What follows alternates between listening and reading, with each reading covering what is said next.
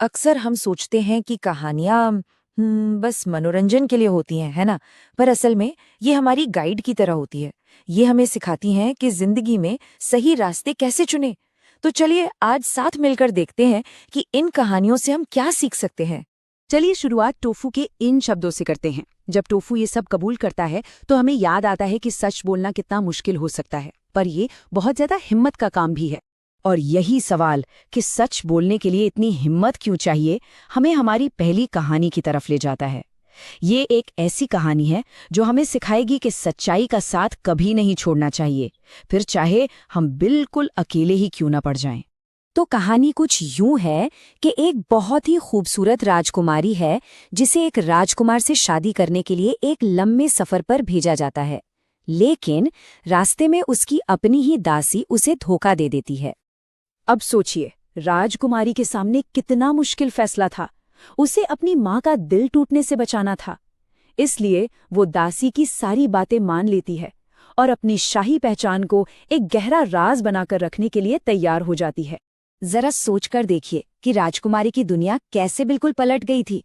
कहा तो वो एक शाही सफर पर निकली थी अपने राजकुमार से मिलने, और कहा अब वो एक साधारण हंस चराने वाली लड़की बनकर खेतों में अकेले अपना दुख छिपाए काम कर रही थी। लेकिन एक बुद्धिमान राजा थे जिन्होंने राजकुमारी की उदासी को भांप लिया। उन्होंने बहुत प्यार से उसे अपना सच कहने का एक सुरक्षित रास्ता दिखाया। उन्होंने कहा कि वो अपना राज उस चट्टान को बता दे। और जानते हैं क्या हुआ? जैसे ही राजकुमारी ने अपना राज उस चट्टान को बताया, राजा ने सब कुछ सुन लिया। जो धोखेबाज दासी थी उसे सजा मिली और हमारी असली राजकुमारी को उसका सम्मान वापस मिल गया। आखिरकार न्याय हुआ। तो इस कहानी से सबसे बड़ी सीख क्या मिलती है? यही कि चाहे हालात कितने भी मुश्किल क्यों ना हो, हमें अपनी असलियत को कभी नहीं छोड़ना चाहिए। अपनी सच्चाई पर टिके रहना ही हमारी असली भीतरी शक्ति है। ठीक है, तो अपने अंदर की हिम्मत की बात तो हो गई, पर तब क्या करें जब दूसरे हमारे साथ अच्छा बर्ताव ना करें? हम किसी अकेले उदास दिल को कैसे बदल सकते हैं? यही सवाल हमें हाइडी नाम की एक छोटी सी लड़की की कहानी की ओर ले जाता है। तो मिलिए हाइडी से। उसके सामने एक बहुत बड़ी चुनौती है। उसे अपने उन दादाजी के साथ रहना है जो थोड़े रूखे स्वभाव के हैं, पहाड़ पर बिल्कुल अकेले रहते हैं और किसी से बात तक करना पसंद नहीं करते। हाइडी के आने से पहले दादाजी कैसे थे? पहाड़ पर बिल्कुल अकेले, एकदम चुपचाप। पर फिर देखिए, हाइडी के प्यार और उसकी देखभाल ने तो जैसे कोई जादू ही कर दिया।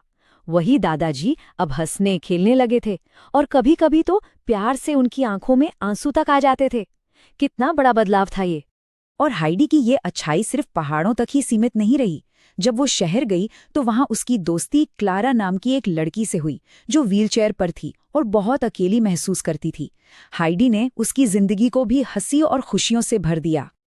और इस कहानी का सबसे खूबसूरत हिस्सा तो तब आता है जब क्लारा हाइडी से मिलने पहाड़ पर आती है। वहां ढेर सारी दोस्ती, दयालुता और ताज़ी हवा के बीच क्लारा फिर से चलना सीख जाती है। तो हाइडी की कहानी हमें क्या सिखाती है? यही कि प्यार और दया में बहुत ज्यादा ताकत होती है।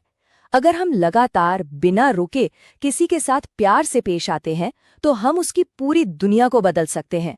तो चलिए, अब जब हमने ये कहानियां सुन ली हैं, तो इनसे मिली सीख को अपनी जिंदगी में उतारने के लिए कुछ आसान से तरीके देखते हैं।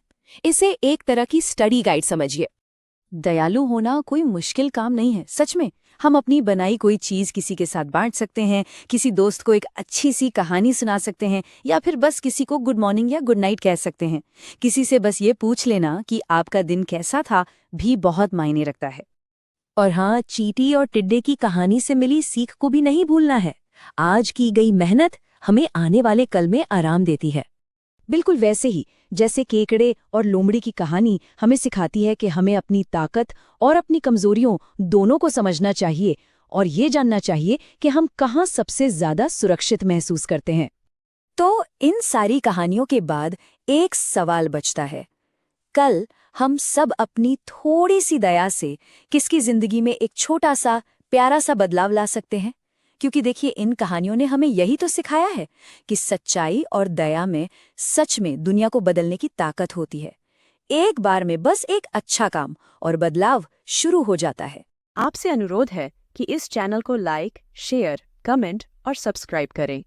साथ ही बेल आइकन भी दबाएं। धन्यवाद।